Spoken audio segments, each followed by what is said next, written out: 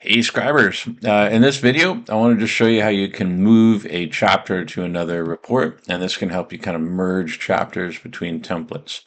So I'm in my commercial template, and let's just say I want to move this cost cure worksheet into my template. Come up here and you hit copy cost to cure to another report, and then you can click on here and it'll open up the reports available. So I'm going to choose my narrative style and we'll hit OK. And I've already done this once before, so it's saying, do you want to overwrite it? In this case, we will. So now I can come home, and let's go into the narrative style template. And somewhere in here, we'll find the cost to cure. There it is, cost to cure worksheet. Of course, you can use this thing to move it around if you want to. All right, hope that helps.